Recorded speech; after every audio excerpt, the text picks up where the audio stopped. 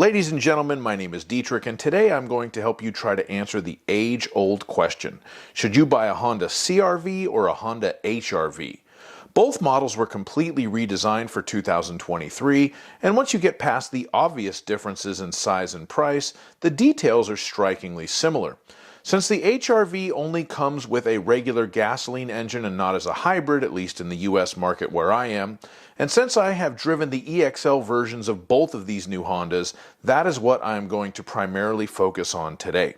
I have been in the car business for 17 years, and what I am about to give you is my quote-unquote expert opinion, so you can take it for what it's worth. You only get one chance for a first impression, so we are going to start with styling.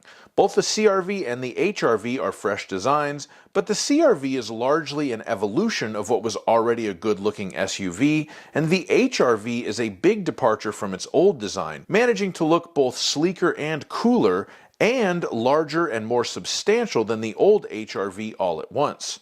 Therefore, I am going to give the point for styling to the HR-V because it stands out more from its predecessor. Next, we will move on to powertrains. Both of these cars have 4-cylinder gasoline engines with CVT automatic transmissions.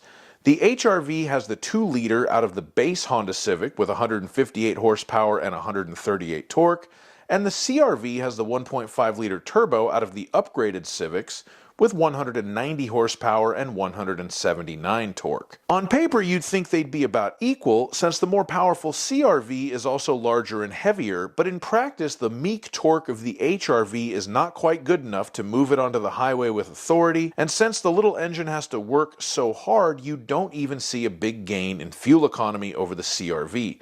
The CR-V is actually rated 2 miles per gallon higher on the highway according to the EPA, although in my real-world test, both cars were virtually tied at 32.8 miles per gallon. Still, the HR-V is slower, gets basically the same fuel economy as the CR-V, at least on the highway, and it's smaller and lighter to boot. The CR-V definitely has the better powertrain. Practicality is next, and it's a little tough to grade here, because of course the CR-V has more overall cargo space and passenger space, but the plucky little HR-V scores some unexpected points here too. Passenger room in both cars is very good, as I was able to sit my 6' 5" frame behind myself in the CR-V and the HR-V. Both of the cars I drove had space-saver spare tires in the cargo area.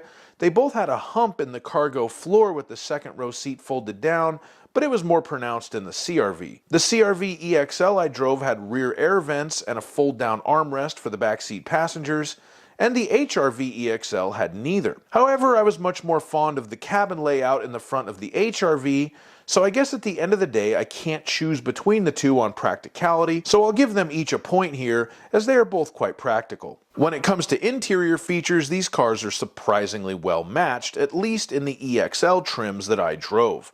Wireless charging, wireless Apple CarPlay, and wireless Android Auto were all included. They also both had dual-zone automatic climate control, moonroofs, and heated leather seats.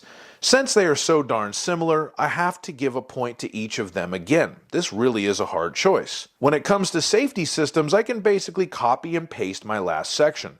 Both of these cars come standard with Honda Sensing, so you get forward collision alert, emergency braking, lane departure warning, lane keeping assist, and adaptive cruise control. Both of the cars I drove also had blind spot monitoring, 1 point for each. The last and maybe most important factor I will touch on is value.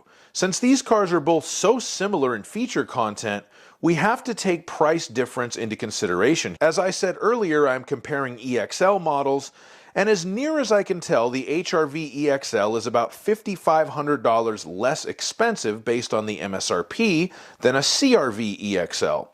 For your extra money on the CR-V, you are getting a better engine and a bigger car. But I don't think the engine is $5,500 better, and I don't think the size is $5,500 bigger. So I am giving the value point to the HR-V here. This can get cloudy if you're not doing an exact apples-to-apples comparison, i.e. you compare an HR-V EXL to a CR-V LX, or if your local dealer is willing to give you a much bigger discount on one model versus the other. But in fairness, I'm giving the value point to the HR-V since I'm doing the best I can to compare apples to apples. So after all that, the final tally is 4 points for the CR-V and 5 points for the HR-V, making the HR-V the winner.